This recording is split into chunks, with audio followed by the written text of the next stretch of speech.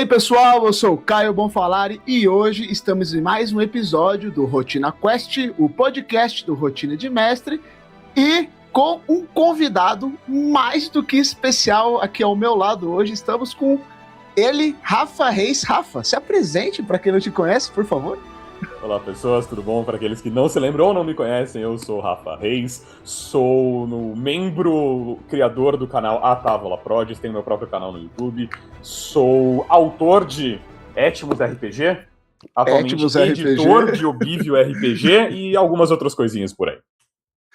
Muito legal. Curiosidade, pessoal, o Rafa é marido da Laura do Pântano, conhecidíssima aí no cenário de RPG, que inclusive fez toda a identidade visual aqui do Rotina de Mestre. Então, verdade, né? Pode crer, foi ela que fez, é mesmo, verdade. E eu conheci a Laura sem querer, cara. Foi muito sem querer, assim. Foi uma indicação da internet e aí uma coisa leva a outra, que eu te vejo, tu conhece todo mundo, assim.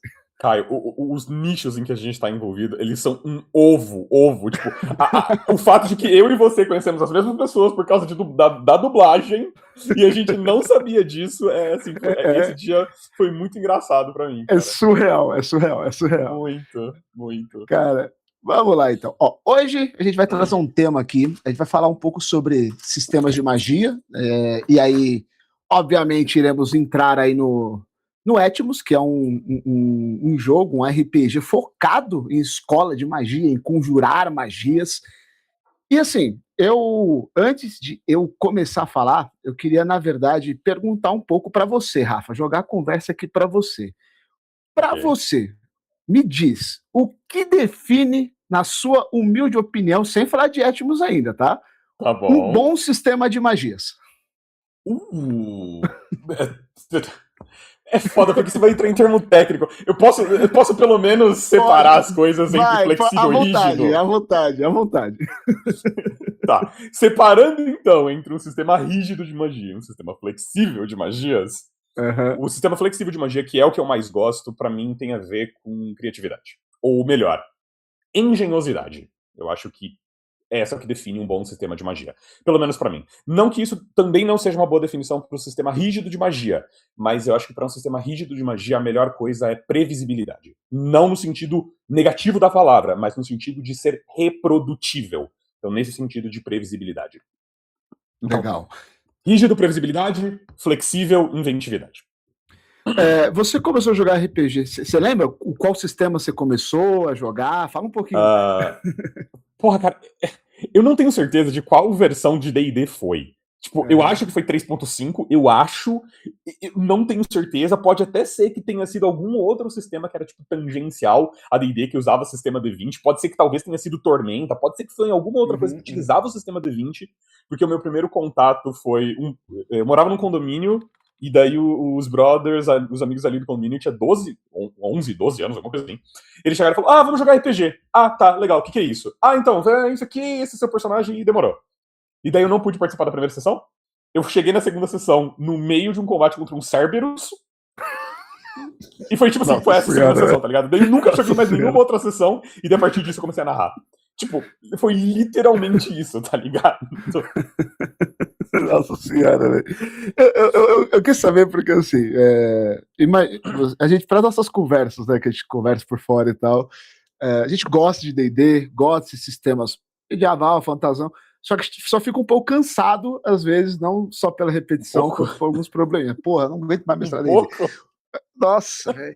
Eu falo pro pessoal. Desculpa te cortar, mas assim. Não, à vontade. Eu amo D&D, tá ligado? Eu gosto de D&D. Genuinamente, eu gosto muito de D&D. Eu gosto muito do 5E. Com todos os defeitos que ele tem, com todos os problemas que ele tem. Eu adoro. Só que eu tô cansado. Eu tô enjoado.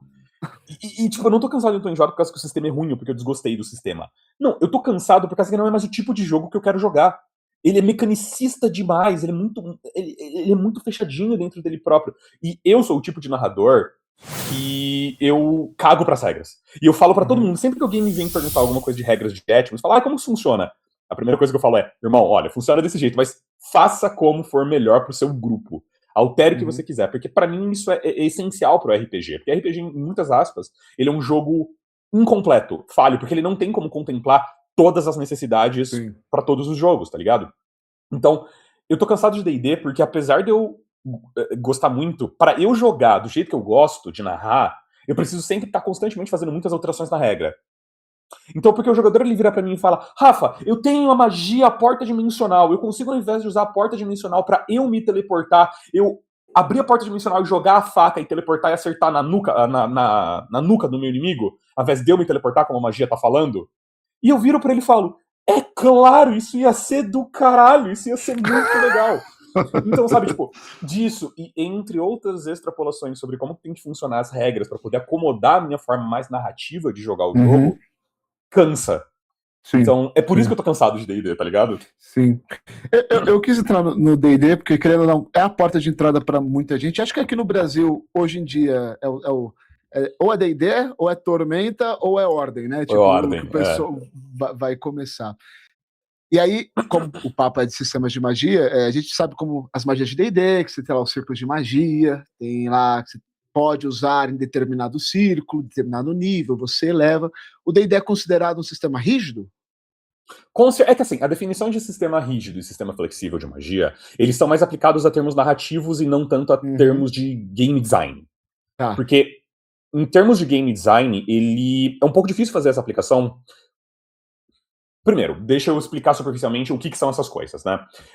Um sistema flexível, um sistema rígido de magia, eles existem em um espectro. Não dá pra falar que esse sistema é 100% rígido ou esse sistema é 100% flexível. Eles existem em um espectro. Onde, basicamente, um sistema rígido de magia, ele se concretiza por você ter regras, limites, custos e consequências. E todas essas coisas, elas são muito bem definidas. É por isso que eu falei que a questão do sistema rígido de magia tem a ver com previsibilidade. Porque você tem que saber que, se eu fizer isso, vai me custar isso, o resultado é esse, e essa é a consequência. Todas as vezes.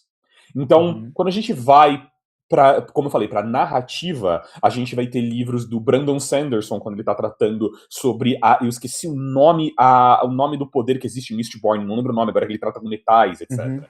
Ou a gente tem a simpatia em Nome do Vento, ou a gente tem, por exemplo, os poderes do Um Anel em Senhor dos Anéis. Você entende exatamente o que custa, o que ele cobra, e quais são as consequências e o que faz.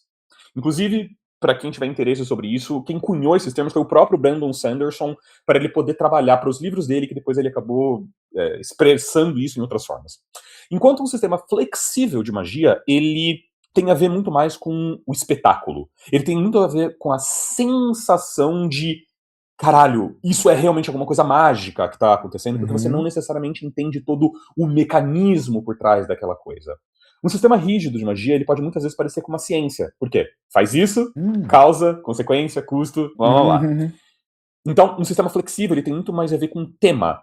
Tem a ver com você utilizar da magia para, claro, é um tipo de resolução de problema, mas tem muito mais a ver com tema. Por exemplo, em Senhor dos Anéis, quais são os poderes do Gandalf? Eu não sei, eu só sei que eu xingo o Gandalf toda vez, que eu falo, solta uma bola de fogo, pelo amor de Deus!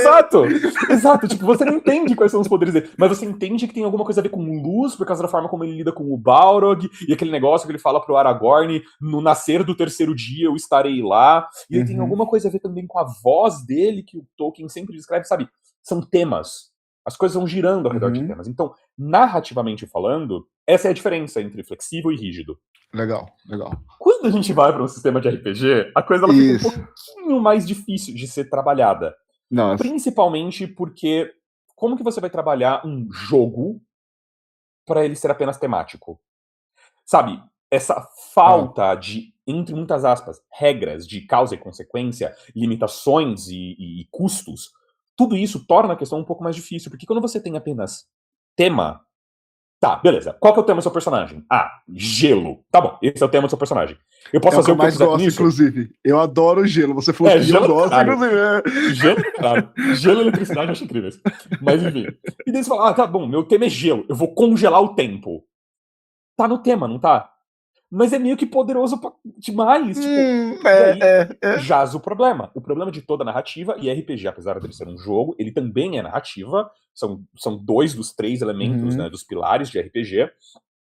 Quando você não tem limite, quando você não tem custo, quando você não tem algum tipo de limite, você pode fazer o que você quiser. E quando você pode fazer o que você quiser, você consegue resolver qualquer conflito muito facilmente. E se você resolve qualquer conflito, o conflito não existe, e se não tem conflito, você não tem história. Exato. Então, Isso que é a dificuldade de lidar com um sistema flexível de magia já em narrativa regular. Quando a gente vai para RPG, a coisa fica ainda mais difícil de ser trabalhada. Então, existem tentativas. Etmos não é a primeira, tá ligado? Tá. Eu confesso pra você que é a primeira que eu conheci, porque eu sou o cara que eu comecei a jogar RPG em 2019 e eu Nossa, joguei um recente. pouco mais. É recente, não faz tanto tempo, eu conheci tarde RPG. E aí eu comecei a jogar, deu 6 meses, comecei a mestrar. E eu comecei o D&D e, pô, legal, papá.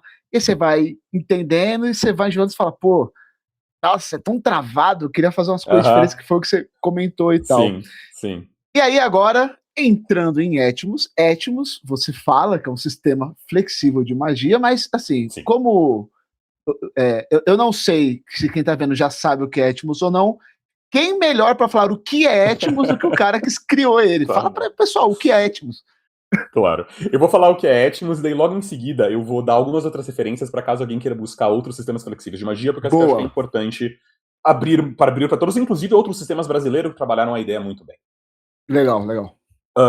Etmos, basicamente, além de um sistema de RPG, ele é um sistema de linguagem. Eu diria que, na verdade, mais do que um sistema de RPG, ele é um sistema de linguagem. Onde você, tanto o seu personagem quanto você, jogador, aprendem um novo idioma, em que você utiliza de partículas desse idioma para construir uma frase que se traduz em algum efeito mágico. Esse idioma, então, ele possui partículas e tem uma forma específica de como que você utiliza essas partículas, conecta entre palavras, entre frases e cria alguma coisa. Basicamente, você dá para entender que é como se fosse um manual de instrução para o mundo se reordenar de acordo com a sua vontade, mediado por esse idioma. Então, por exemplo, a gente estava falando de gelo. Digamos aqui, eu não vou para gelo direto, eu vou construir para isso. Digamos que eu queira invocar água, beleza? Eu quero fazer chover. A gente quando eu estava estudando para entender como que eu poderia trabalhar dessa forma, a gente tem que limitar primeiro aos princípios mais básicos. Se eu quero fazer chover, eu estou criando alguma coisa, eu estou invocando alguma coisa, eu estou invocando um elemento, eu estou invocando água, certo? Então, para Etmos, eu destilo isso, e claro que tem uma lógica, em partículas. Ev significa invocar, é um verbo, o que eu estou fazendo. L significa elemento, indica o que está sendo afetado. No caso, eu estou invocando, e o que eu estou invocando? Um elemento. E veli se junta em uma única palavra. E depois disso, eu preciso determinar qual é o elemento que está sendo invocado. No caso, dentro do idioma, quan, que é água. Água, e veli, quan, invocar elemento água, eu crio água. Tá, o que isso quer dizer? Porque pode ter muita coisa. E aí é onde que eu falo também que o idioma de Etmos ele é uma conexão entre lógica e criatividade. A lógica é a frase. Você precisa saber as palavras certas e conectar elas da forma correta para você poder criar o efeito. Mas depois que você colocou, você aplica a sua criatividade em cima da sua frase, através da sua intenção. Eveli quan, invocar elemento água. Quero fazer chover, quero encher um copo d'água, quero invocar uma torrente de água pressurizada para cortar uma pilastra. Tudo isso é possível.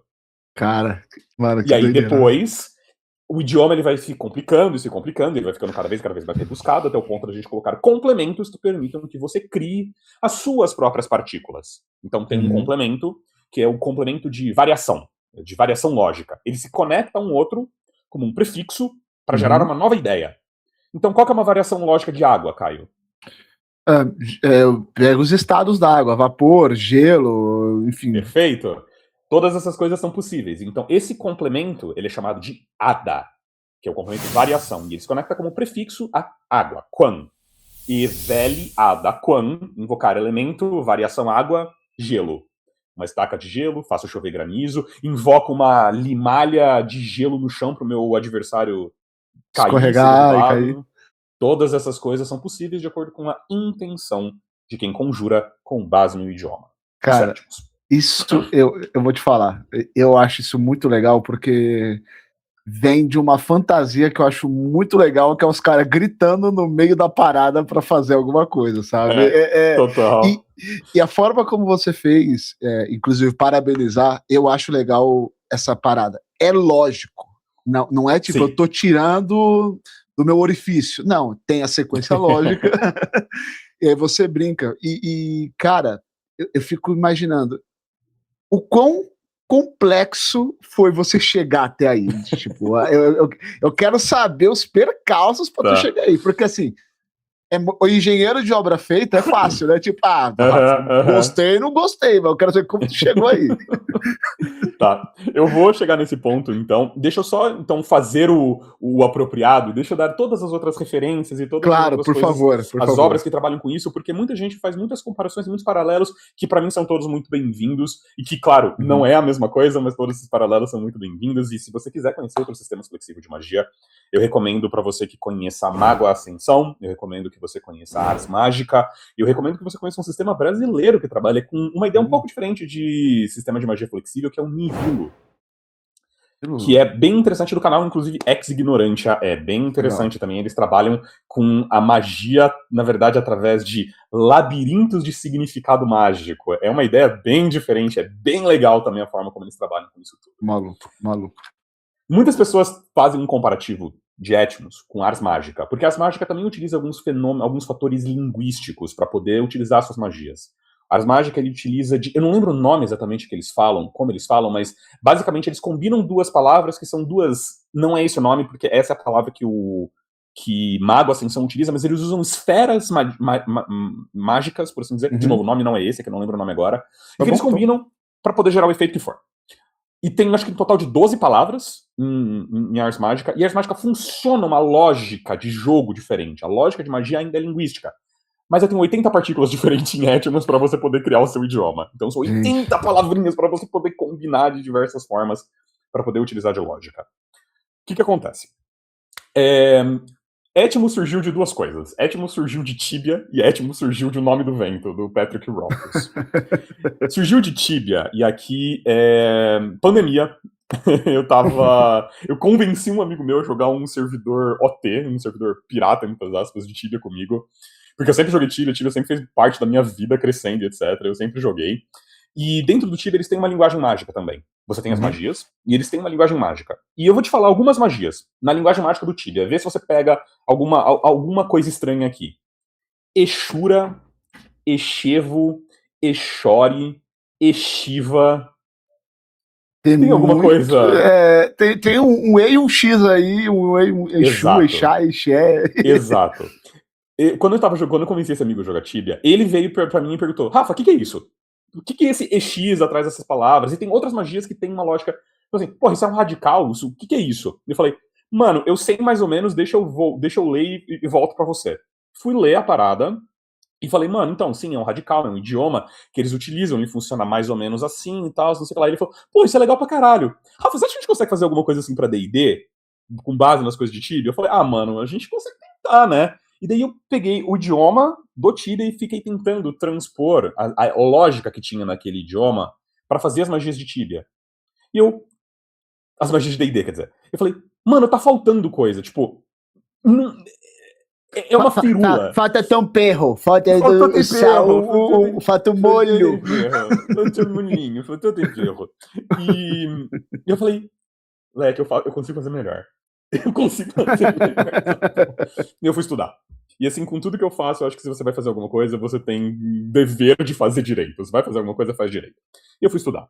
Eu fui estudar um pouco sobre linguística, eu fui estudar sobre morfologia de palavra, eu fui estudar sobre sistemas magísticos do mundo real. Eu já conhecia bastante coisa sobre isso, mas eu fui estudar e aí aos pouquinhos eu fui criando coisas. E eu basicamente peguei muito a ideia de como que funcionava o idioma de Tibia, de você ter partes de palavra que você conectava para formar uma única palavra que dava um indicativo do que a magia faria. Legal. Só que pro Tibia isso era muito restrito. E como eu falei, eu consigo fazer melhor. E tem uma diferença muito grande de você ter um jogo digital e um jogo analógico. O jogo digital, você precisa colocar o código. Você precisa apertar o botão e precisa fazer aquela mesma coisa. De novo, o idioma ali, ele só era firula. Ele não era motor de como a coisa funcionava. Era só pra, beleza, é bonitinho, uma palavra mágica, tem uma lógica naquele idioma, show. Mas aí quando eu transponho isso para RPG, eu consigo trabalhar com a criatividade de todos os envolvidos. Sim. Então, primeiro, surgiu como um idioma para fazer magia de D&D. E ele passou por 3 iterações até isso. Depois da terceira iteração do idioma, ele tava ficando bem robusto. E eu falei, cara, eu consigo transformar isso num jogo próprio. Tá, Nossa, deixa eu cara, tentar. que legal, E velho. aí, com base do idioma que eu tinha feito, eu comecei a pensar no jogo e como que ele ia funcionar. E quebrar muita cabeça pra como que o jogo ia funcionar. Porque não Uhum. é só isso. Ele precisa de outros fatores pra funcionar enquanto jogo de RPG. No final, quando o livro foi publicado, ele foi publicado com o léxico, o idioma, na versão 6.2. Então ele passou por 6 iterações grandes diferentes até chegar no idioma atual, com as suas 80 partículas, e dei 2 iteraçõezinhas menores em que eu só troquei uma palavra e outra para poder simbolizar aquilo melhor. Mas, como eu falei, o idioma é só metade do processo. É só metade da jornada. Você ainda precisa transformar isso num jogo. E E essa que é a aí, dificuldade. nossa, sim, sim, sim. Porque assim, eu posso estar errado, tá? Meus sentimentos aqui. Quando a gente fala de um RPG, que nem você falou, é impossível abordar todas as situações que o jogo vai pegar, não tem como. Então, você tem que, imagino eu, tentar fazer da forma mais, não é intuitiva, mas tipo, o melhor explicado possível. Mas Sim. como ele é flexível, ele não pode travar e tem que levar a criatividade. Nossa, chegar nesse meio termo É aqui deve. difícil. É. Porque assim, eu, particularmente, que nem você falou do RPG e tal, como você vê, eu também acho que a narrativa tem que ser acima do que tá acontecendo, mas eu sou um cara muito apegado à regra ao mesmo tempo, porque Sim, sim. eu sou assim, eu sou é um jogo, eu ainda quero seguir o que estão falando até certo ponto. Para mim, o combo tem graça quando eu tô Uhum. ali seguindo as regras, porque se eu não tô seguindo a regra, Sim, o combo não tem graça completamente. nenhuma. Exato, Então, completamente. e aí eu fico pensando, e me fala um pouco como foi essa parte do jogo, então, de você chegar aí, criar essa outra Tá, metade. tá. Assim, eu vou monologar por um tempo então, tá? Eu já monologuei Cara, bastante, eu vou continuar monologando. o episódio hoje é seu. Eu quero que Tá você faça bom, isso. tá bom. Me pare em qualquer momento que você sentir Uhum, necessário. tá bom. Tá. Tem muita coisa que a gente precisa desmembrar primeiro antes de eu poder responder a sua pergunta. A primeira Uhum, delas, é necessário ter um entendimento do que faz um jogo. Do que constitui um jogo. E eu não tô falando de RPG. Não é RPG que uhum, eu tô falando. Tô falando, o que constitui jogo. Tipo assim, em base, um jogo de videogame, um jogo de um esporte, xadrez, que seja. O que constitui jogo? Um jogo você tem que ter tomada de decisões, e as tomadas de decisões têm que ter alguma consequência. Jogo, sim. em última instância, é um ambiente de que ele não vai impactar na sua vida, propriamente dito, então ele tem que ser leve, por base, por base, por base. Uhum, E ele é uma tomada de decisões em que as tomadas de decisões têm consequência dentro do escopo que você está propondo. E daí essa tomada de decisões ela pode ser representada de diversas formas em diferentes formas de jogo. No futebol, você escolher fazer um passe para o jogador A ou para o jogador B é uma decisão que você está tomando ali dentro do jogo. E que, claro, o objetivo é você marcar mais pontos do que o seu time uhum, adversário. Basquete, vôlei, hóquei, beisebol, tanto faz. Todos eles são escolhas. Para a coisa poder ficar reprodutível, e aí é onde a gente começa a falar de game design, você precisa ter regras. E a reprodutibilidade, ela é importante porque o exercício de um game designer é reproduzir uma experiência. Não tem como você começar a trabalhar um jogo se você não começa a pensar primeiro na experiência que você quer que ele seja reproduzida, que você quer que os jogadores eles engajem com ela. Depois uhum, que você lança o jogo, as pessoas elas vão pegar e vão modificar para elas terem a experiência que elas quiserem.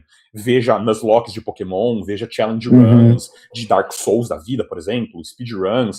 As pessoas modificam o jogo como quiserem. Magic, por exemplo, que é um dos meus jogos favoritos até hoje, o formato mais popular de Magic foi criado por um juiz que não queria jogar o jogo da forma como a empresa propunha. Mas, enquanto game designer, você tem que fazer a experiência. Então, quando você começa a pensar em RPG, qual é a experiência que você quer chegar? Se você vai uhum, jogar um Call of Cthulhu, você tem uma experiência desejada para Call of Cthulhu. Quando você vai jogar sim. D&D, você tem a experiência desejada para D&D. Só que como que você vai garantir que a experiência que você quer do seu jogo, ela seja a mesma em todas as vezes que ele for jogado? Para isso que existem regras. Uhum, Futebol uhum. não seria um jogo total completamente diferente se o jogador pudesse pegar a bola na mão e sair correndo com ela pelo campo? Sim, Seria sim, sim, completamente sim, diferente. sim. A experiência ia ser diferente. É por isso que existem as regras. Então, jogo é a experiência que você quer chegar através das decisões que você toma para o objetivo que Uhum. você quer alcançar. Isso constitui um jogo. Legal, legal. Tendo esse entendimento em mente, a gente começa a falar, então, entrar em decisões de game design para poder chegar nessa experiência. E aí eu chego com a experiência que eu quero para Atmos. Você respondeu para mim já essa pergunta, Caio. Que você falou, porra, mas D&D é restrito demais, é isso e aquilo. E eu falei, cara, eu não quero isso. Eu quero que o meu jogo de RPG com base em magia te dê a liberdade para você poder resolver os problemas com magia. Eu quero que você se sinta um conjurador. Porque quando eu tava assistindo qualquer filme que utiliza de magia, o que você falou, por que o Gandalf não dá a porra da bola de fogo? Que ódio, que ódio. Tá ligado? Então, eu queria fazer o design dessa experiência para você se sentir como um conjurador criando suas próprias magias. Cara. E aí a gente começa a pensar em ferramentas para poder utilizar isso. Eu vou avançar um pouquinho, só para eu não precisar voltar nesse assunto, Claro, que é o seguinte, uma coisa que para mim é muito importante, e o que eu vou falar, eu não tô dizendo isso para diminuir os jogos que eu citei. Nihilo, Ars Magica, Mago Ascensão, e entre alguns outros. Eu não tô falando isso para diminuir esses sistemas porque eles são incríveis, eu quero frisar isso. Mas esses jogos, para mim, tem uma falha, que é, eles têm uma proposta de liberdade de conjuração mágica. Mas todos esses sistemas, você tem que fazer um teste para ver se a sua magia acontece. E para mim, isso vai contra o tema de liberdade e criatividade mágica. É claro que esses sistemas, eles existem, eles não são sistemas únicos exclusivamente para isso. Mago Ascensão, por exemplo, faz parte do mundo das trevas. Então, você tem todo o cenário do mundo das trevas para você poder lidar com isso. O foco não é única e exclusivamente a conjuração. É ter que encaixar ali nesse escopo que foi o que você comentou. Exatamente. Assim. A Ars Mágica também não é única e exclusivamente sobre conjuração. Ele é uma parte com regras de conjuração para um outro sistema maior que envolve Ars Mágica. Hilo, a mesma coisa. Então, essa decisão ela faz todo 100% sentido de game design da perspectiva de como esses jogos foram feitos. Mas, da perspectiva de liberdade e criatividade mágica, eu rolo um dado e tirei 2 mais 6, 8, a dificuldade era 12. Porra, minha magia não aconteceu. E toda a criatividade que eu tive vai pro caralho. Então, o que eu queria pra Atmos era exatamente isso. Cara, não importa o que, a sua magia vai acontecer. Você não vai ter que fazer um teste contra o mundo pra sua magia acontecer. Ela vai acontecer.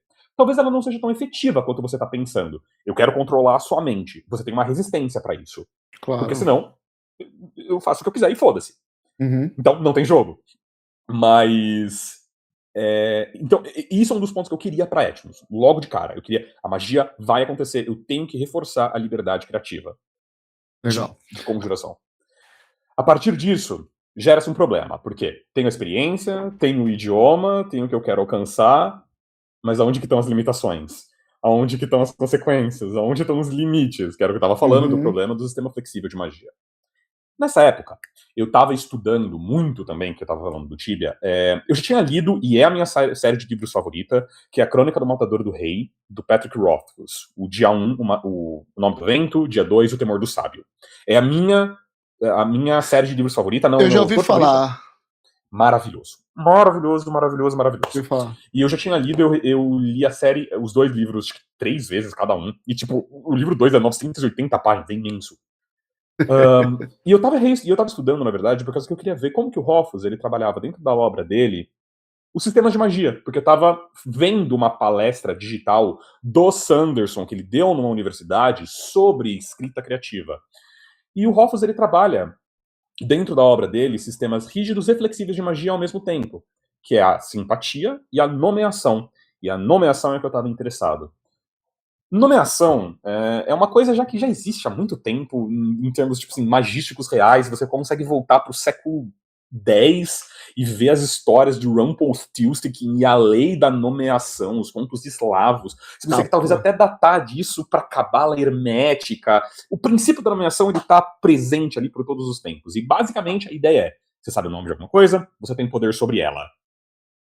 Você percebeu que ele está tratando flexível, um sistema flexível de magia, com uma limitação muito direta, você precisa saber o nome. Você sabe o nome, você faz o que você quiser, mas você tem que saber o nome de verdade, não o nome dado, mas o nome essencial, o nome antológico daquela coisa. E eu falei, caralho, mano, isso é bom por causa que ele funciona porque você tem uma limitação muito clara. E pra jogo isso funciona muito bem também. Então eu comecei a pensar sobre todas essas coisas. Uma pergunta, antes de você continuar só porque me surgiu. E aí, por isso que o Etmos, você as partículas basicamente são nomes, e aí você pega esses nomes, então, mecanicamente, rapidinho, não precisa entrar fundo agora, porque está... Claro. Mas então a limitação é tipo, o jogador nível 1, digamos assim, ele sabe 2, 3 partículas, e aí você vai limitando dessa forma, então? É uma das formas de limitação. Sim, Tá, é gostei. uma das formas de limitação. E você, muito corretamente, fez uma associação que não é exatamente isso, mas essa é a origem dela, do porquê que as coisas, do porquê que é importante que as coisas tenham palavras associadas com uma palavra num idioma específico, associada com alguma coisa no português. Tem fatores de game design sobre isso, se você quiser depois eu volto sobre isso, mas basicamente é para gerar identificação. Porque a partir do momento em que você, enquanto indivíduo, se sente parte de uma comunidade, e as comunidades têm seus próprios símbolos e signos, você se sente parte daquilo e aquele negócio cresce no seu interesse. Então, você pode jogar Etmos só falando, invocar elemento água, mas é muito mais legal você falar Iveliquan. Você se sente parte... Muito mais legal, muito mais da hora, Sim. Cara. Você se sente parte de um clube. Uma garrafa de cerveja, assim, jogando RPG. Iveliquan, pai! Isso. Então tem um motivo pra isso, não é só por... sim, porque sim. Tudo que você vai fazer no jogo tem que ter um motivo. Enfim. Mas bem pescado, Caio. Então, quando a gente começa a falar de limitações, mais do que essa limitação de quantas palavras os jogadores eles conhecem, eu precisava de uma limitação do que eles podem fazer. E aqui, francamente, e se eu posso me dar o tapinha nas costas, se tá permitido eu lamber a meu próprio caceta. ego, se eu posso lamber a minha própria caceta, é uma das coisas que eu francamente acho muito boa de Etmos, que é o tripé de balanceamento do jogo. Etmos, outro motivo de game design. Como a linguagem, o idioma, ele já é complexo por si só, e eu tô te basicamente falando, cara, você precisa aprender um novo idioma, irmão. Tipo, não é um idioma, uma coisa mais complicada do mundo. Não é, longe disso.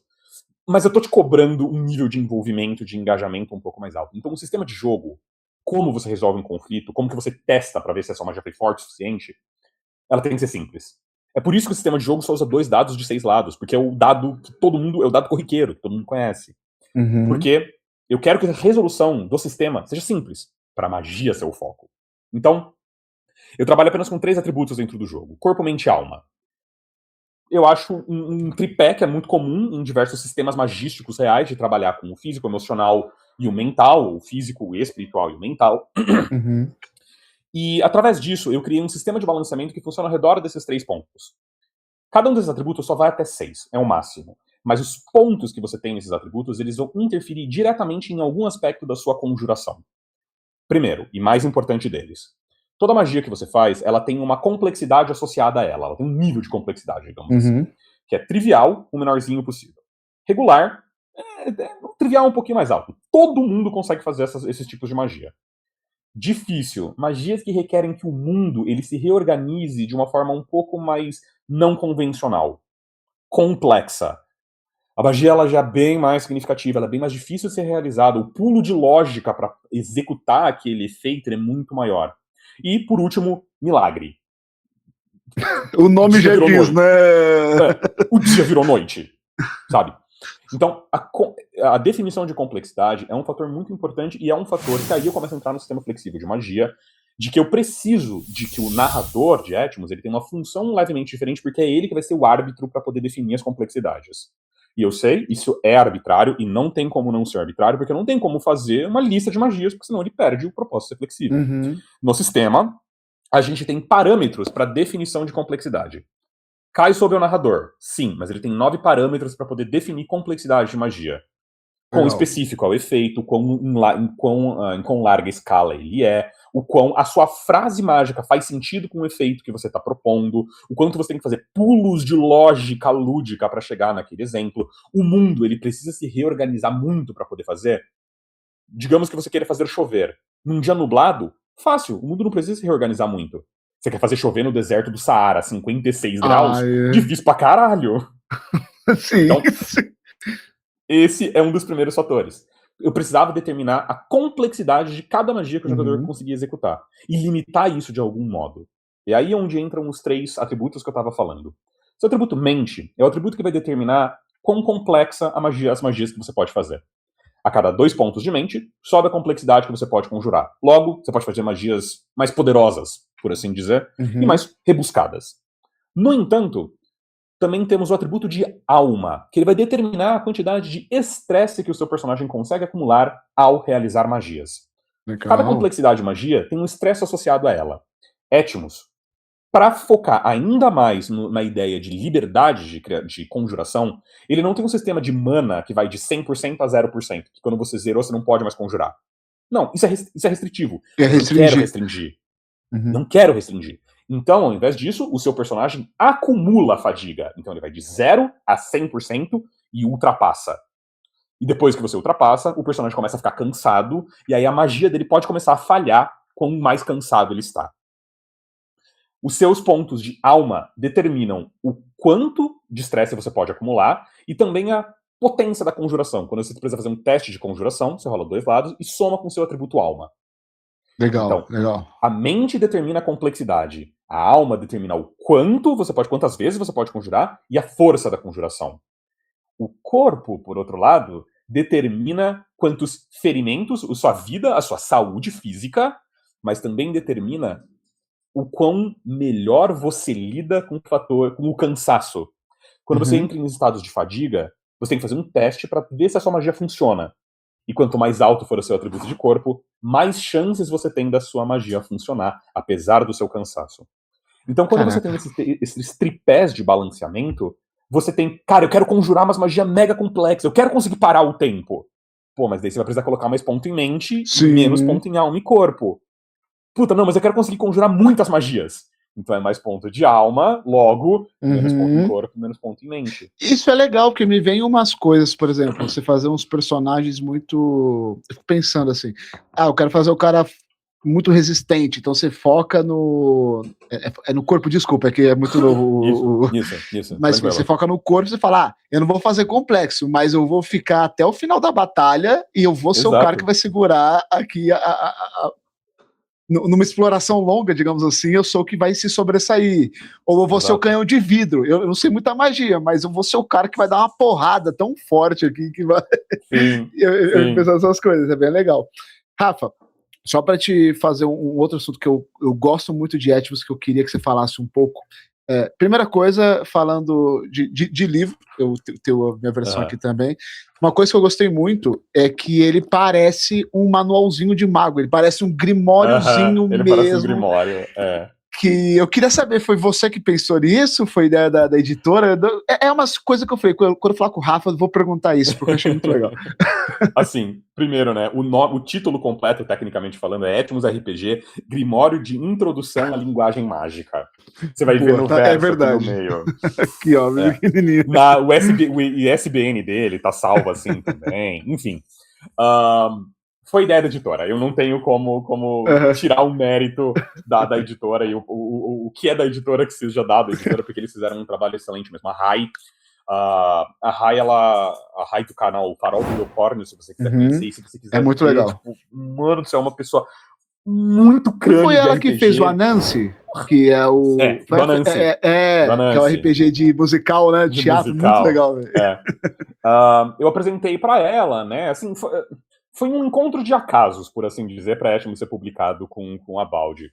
Mas a ideia de fazer como se fosse um grimório de RPG, esteticamente lembrar um grimório de RPG, a ideia foi da Baldi e o artista e o diagramador, eles fizeram um trabalho fora de série, o Iago Pacheco e o Vinícius Ferreira Bart, e assim, eles precisam também de todo o mérito dado a eles, que fizeram um trabalho fenomenal e excelente. Ó, gente, aqui, ó, vou até abrir para vocês verem um pouquinho, é bem bonito mesmo, ó. E a capa são runas, são as palavras, é muito bonito. Olha essa página, nossa senhora. Cara, olha, inclusive, eu não sei, tá? Eu tô perguntando genuinamente. Já saiu o PDF já do Etmos ou tava saindo? Não saiu o PDF. Isso é uma questão que, inclusive, as pessoas elas cobram bastante, e eu, assim, elas cobram porque tem razão. Porque querem, né? Tá elas querem, pô. Porque querem, tá certo. A questão do PDF, infelizmente, eu não tenho, digamos assim, traquejo quanto a isso, porque todo o processo editorial, a grande maioria dos processos editoriais, eu deveria dizer, os direitos autorais são meus, mas isso aqui que você tá vendo, isso é da Baldi. Esse produto aqui é da Baldi Galáctico, o direito é deles. Então, o PDF é com eles. Tipo, a gente, távola, não tem muito o que fazer. Então, se você quer o PDF, enche o saco da Balde. Enche o saco lá na DM da Balde. Falando um pouco sobre o cenário de Etmos, eu lembro que quando eu comecei a ler, eu não terminei de ler, desculpa, é muito RPG pra ler, a gente fica maluco. Uma coisa que eu queria que você faça um pouco do cenário do Etmos, como que funciona, o road building, porque eu acompanho o seu canal. Principalmente, assim, o que eu mais gosto são os papos de road build de 50 minutos que eu vejo, sabe? É louco. Você fez um vídeo do Silk Song quando saiu, que eu adorei, velho. Que eu falei, nossa, muito legal. Fala um pouquinho sobre como que é. Cara, eu recebi tanta crítica besta por causa desse vídeo de Silk Song, velho. Gente, o pessoal da internet tem assim, gente, eu não concordo com essa parte. Rafa, você não acha que é isso? Pronto, olha que legal, já abriu a discussão tão legal. Nossa, eu recebi tanta crítica tão idiota por causa desse vídeo de Silk Song. Mas, enfim. Assim, eu gosto muito de game design, sem sombra de dúvidas, e como eu espero que eu já tenha demonstrado aqui nesse papo, eu acho que eu penso muito sobre game design. Sim. Eu gosto muito e penso muito sobre. Mas, mais do que um game designer, eu me coloco como world builder. Eu me coloco como criador de mundo, mais do que como game designer. Não menosprezando nenhum dos lados. Claro. E não dizendo que um é mais importante que o outro. Mas foi até engraçado isso, porque a conversa primeiramente com a Balde, com a Rai, eles não queriam um cenário. Senão a gente quer um livro agnóstico de cenário, a gente não quer um cenário, blá blá blá, a conversa foi essa. Tá? Tipo, não a primeira conversa, mas lá pela terceira, quarta conversa. Não queremos um cenário. Só que a gente ficou meio... não sei... E eu sempre narrei, em todos os testes de Etmos, todos os testes, eu sempre narrei ele numa escola mágica. No meu mundo de alta fantasia, que é Fragmentos do Céu, se você quiser conhecer meu mundo de Fragmentos do Céu, você pode conhecê-lo no meu World Anvil e também no Grimória. Mas... Vai estar tudo na descrição aqui, tá, gente? Só avisando pra facilitar. Me passa os links depois, WhatsApp, pra eu colocar aqui. Posso sim, pode deixar. Então, eu sempre narrei numa escola mágica. E a gente chegou na conclusão, pô, cara, escola mágica faz tanto sentido pra Etmos, você tá aprendendo a porra do idioma. Faz sentido. E daí a gente chegou na conclusão, eu conversando com a Laura, a ideia de fazer uma escola mágica foi da Laura, foi da minha esposa. Legal. A ideia foi dela, e eu falei, caralho, você tem toda a razão, e tipo assim, a gente fazer em fantasia urbana faz ainda mais sentido. Então, o cenário de Etmos, ele é uma fantasia urbana. Pra quem não sabe, basicamente, magia escondida no cotidiano. Pleno mundo atual, contemporâneo, 2026. Claro, você pode narrá-lo quando você quiser. Mas, magia contemporânea, um mundo escondido. Etmos divide-se o seu cenário entre um mundo mundano, exatamente como a gente conhece, e um mundo fantástico, um mundo paralelo ao nosso, onde magia pode ser feita e de onde surgiram as nossas lendas, mitos, fábulas e folclore. Esses mundos, eles não se conversam, eles apenas interagem um com o outro de formas muito subjetivas, exceto quando um portal do meio é criado.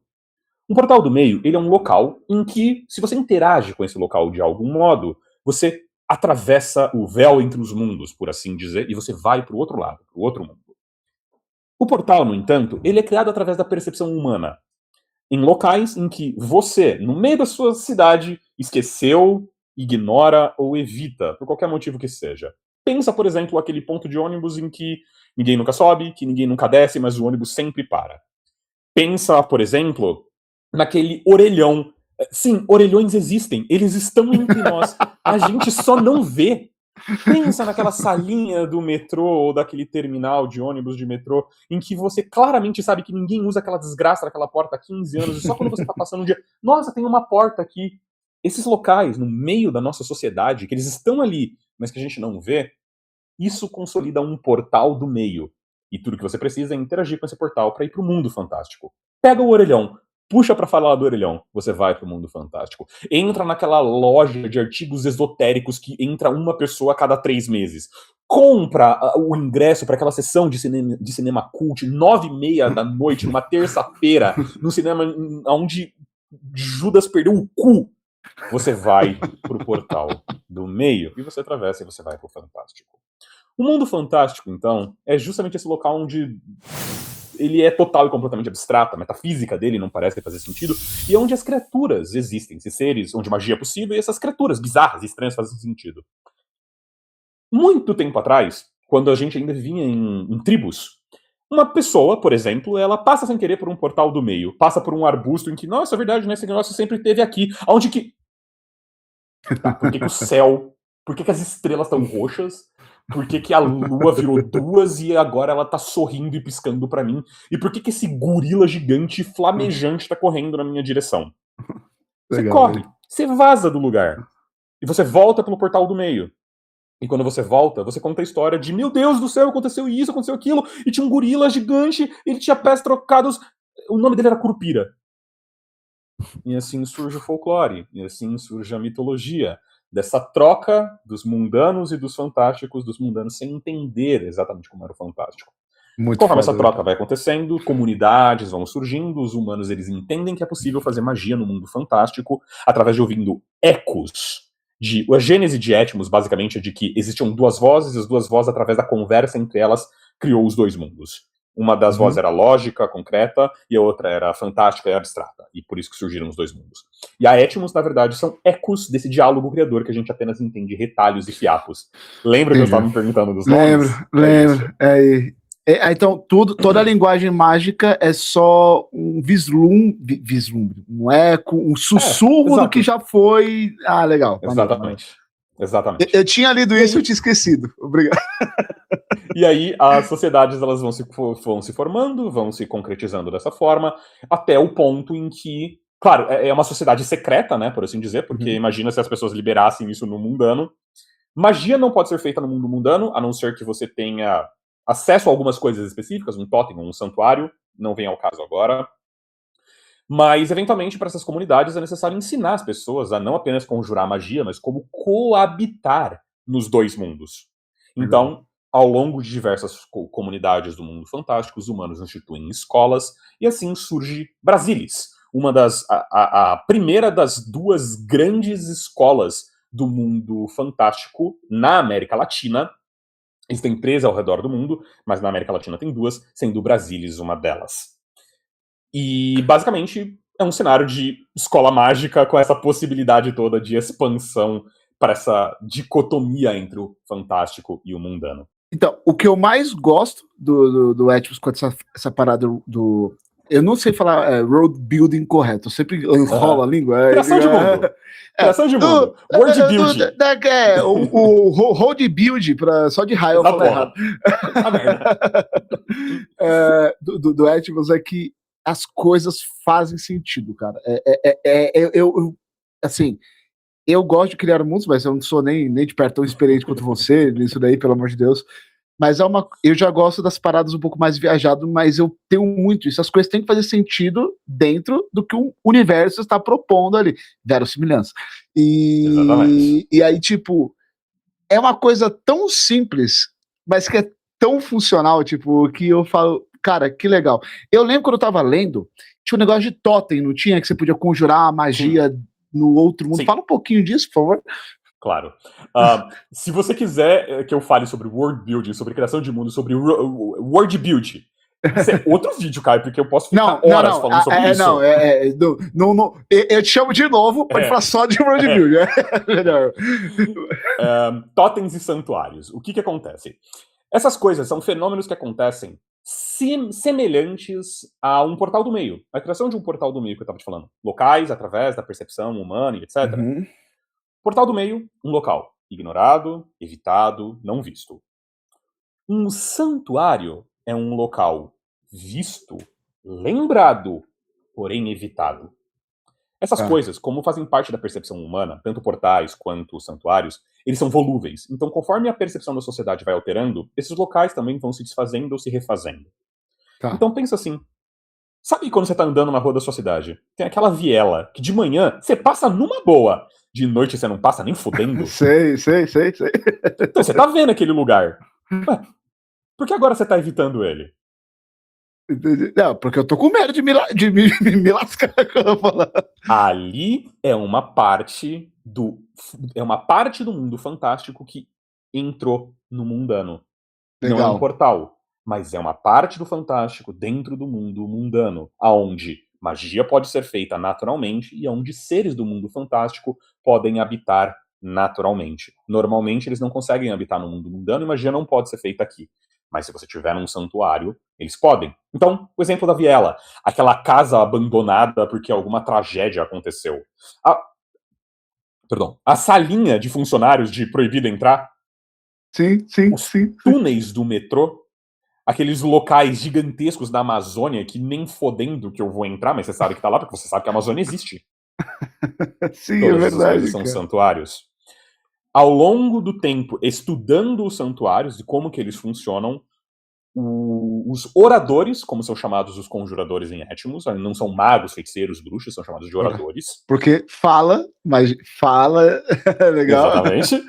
Eles aprenderam a criar encantamentos em objetos para reproduzir o efeito de um santuário, criando assim um totem. Um totem é um objeto que foi encantado de uma forma específica para poder reproduzir um efeito de um santuário e permitir que o orador, que o porta, conjure no mundo mundano naturalmente. Tem um aumento de estresse, mecanicamente falando, associado a isso. É mais custoso, não mais difícil, mas é mais desgastante conjurar magia no mundano através de um totem, de um santuário. Mas permite que seja feito. Eu fico pensando também, até por causa de assim, e aí eu já vou dar uma viajada aqui, tá? Quando a gente pensa nos conflitos que tem a narrativa, então, você tem que caçar um orador muito poderoso, maligno, que tá atacando o zaralho. Vamos caçar ele. Ele tá no mundano. Puta que pariu, É E muito aí, engraçado. nossa, velho, muito legal.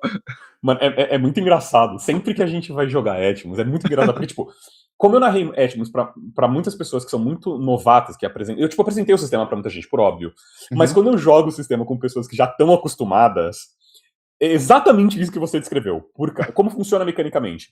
Digamos, os totens e santuários, eles têm ranks. E quanto mais baixo o rank, o número, melhor. Porque o rank é o valor de estresse que você soma em toda magia não trivial que você conjurar. Magia trivial tá de boa.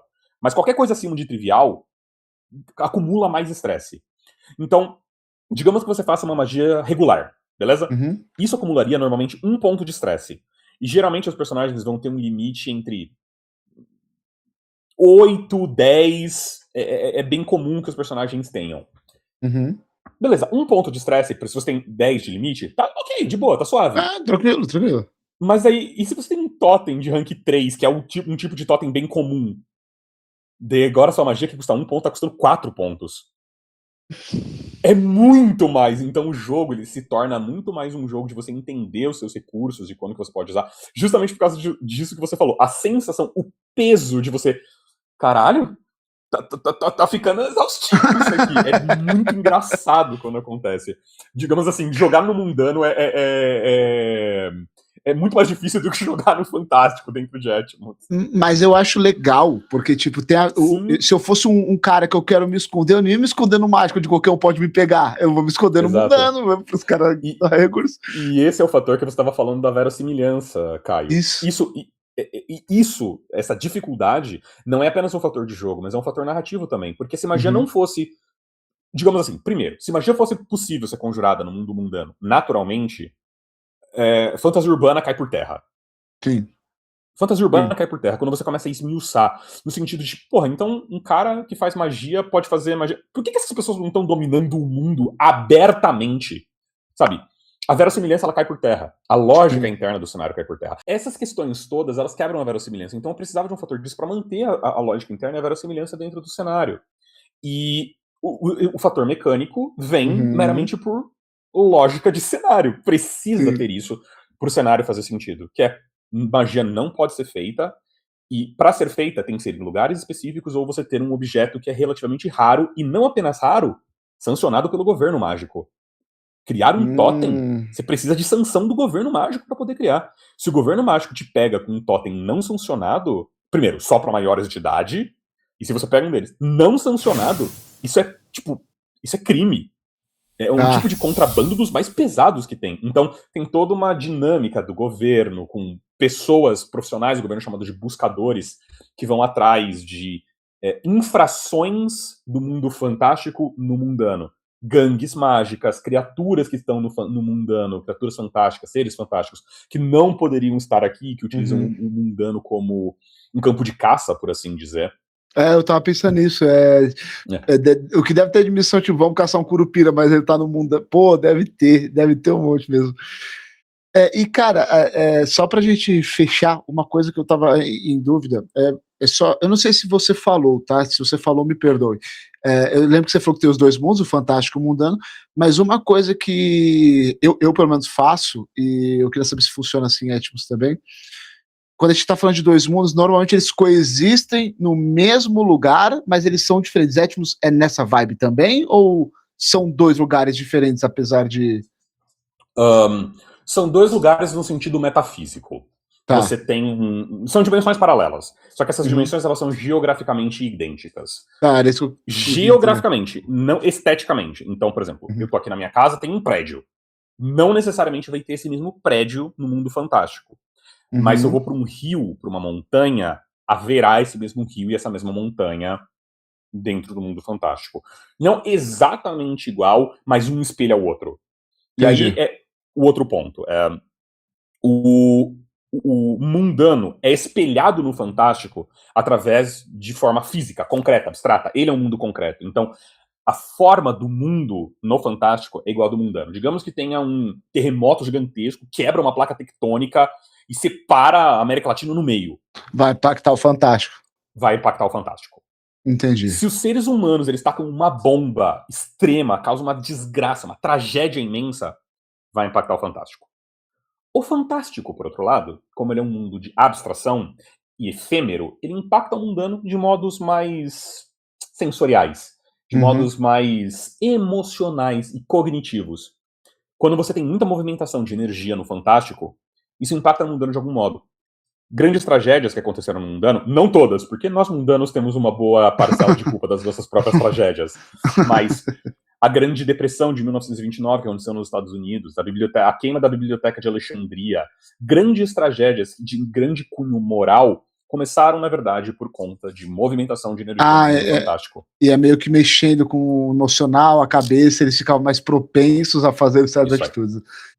Tipo, não é que eles fizeram por causa disso, mas eles ficaram mais propensos a fazer, exatamente, né? Ainda é uma decisão da pessoa ir lá e fazer a fila da putagem, enfim. Gostei. Exatamente. Então, eu falei, um mundo impacta no outro de acordo com como ele é. Rafa, acho que por hoje é isso de Etmos. Eu vou te chamar de novo pra gente falar de world building, porque eu vou te chamar um amigo meu que também cria mundos, e aí o papo vai longe demais. Por favor, me faz o seu jabás aí todos. Eu sei que você tá com projeto novo aí, então vai lá. Tem bastante jabá pra fazer. Se você que se interessou em tudo nesse papo todo, nessa conversa toda, a Etmos está disponível pela Amazon, publicado pela editora Balde Galáctico. Se você quiser mais informações sobre o livro em específico, tipo, você quer cobrar o PDF, alguma coisa assim, você fala diretamente com a Balde. A Balde também está para lançar, a gente não sabe exatamente quando vai acontecer isso, já atrasou bastante, mas é para ter um baralho de Etmos, na verdade, para você utilizar o seu Grimório com cartas, para tornar a montagem das suas frases de forma mais lúdica. Isso tudo vai, como eu falei, com a Balde Galáctico, mas o livro disponibilizado pela Amazon, certo? Se você quer ver o jogo sendo posto na prática, você pode ver a campanha que tem no meu canal com a minha esposa, a Távola Prodes. Você pode ver a campanha Ausentes, onde a gente narra Etmos no cenário de Etmos mesmo, propriamente dito, mas nós estamos com campanha nova de Etmos vindo aí. A gente começou a anunciar, e amanhã, na verdade, quando a gente está gravando isso, Caio, amanhã, então, quando você estiver vendo isso, certamente já foi ao ar, a gente vai começar a primeira das sessões 0 da nossa campanha Instet Águas Passadas. É uma campanha de Etmos, não narrada no cenário de Etmos, é narrada, na verdade, no outro cenário de alta fantasia que eu tenho, chamado de Fragmentos do Céu, especificamente falando no mundo de Instet. Eu vou pedir pro Caio deixar todos os links claro, aí, claro. Pra ele. Mas, se você quer viver, digamos assim, conhecer outras coisas também que eu trabalho, a gente, foi bizarro esse anúncio, porque não foi a gente que anunciou primeiro, foi o Roma do canal do Aprende RPG que anunciou primeiro. Quero conhecer o Roma, inclusive, faça a ponte, eu quero trazer o Roma aqui. Maravilhosa, eu adoro o Roma, eu amo ele de paixão, ele é maravilhoso. Mas a gente tá lançando um novo sistema de RPG de livreto chamado Cara Metade. Ele é um sistema de RPG bastante simplificado também, ele não é tão complexo quanto a Etmos, em que na verdade é um sistema de RPG focado para ser jogado em duplas, onde os testes são feitos com os dois jogadores rolando dados e o sucesso só acontece quando o sucesso só acontece quando ambas as faces dos mesmos dados jogados pelos jogadores são iguais. E aí eles podem gastar atributos e pontos para poder forçar um sucesso ou tornar mais possível, mais facilitar que esse teste aconteça. É um sistema de RPG um pouquinho diferente também, chamado Cara Metade, que eventualmente será, ele ainda está em produção, mas eventualmente ele vai ser disponibilizado para o público também. Rafa, muito obrigado pela sua presença, muito obrigado por ter aceitado o convite. Se você que está assistindo e gostou, siga o canal da Távola, link aqui na descrição, dá uma força lá, apoia o RPG Nacional. Verdade, se você quiser ver meu canal do YouTube de criação de mundo, boa, desculpa, Mestre Rafa Reis no YouTube. Muito bom o canal, gente, é muito bom, sério, se você quer conteúdo bom, assim, para se aprofundar, o Rafa é mestre nisso. Tá vendo o vídeo? Não esquece, curte, compartilha, hypa, por favor, coloca aqui nos comentários o que vocês acharam, se vocês gostaram, se vocês não gostaram, o que vocês acharam legal, o que vocês não acharam, porque rage também engaja, então ajuda. Verdade. Ai, cagou muita regra! Tá bom, você joga, eu jogo Pathfinder, lá que tem regra pra cacete. Verdade. Gente, muito obrigado pelo seu tempo, muito obrigado pela atenção, eu vejo vocês no próximo vídeo.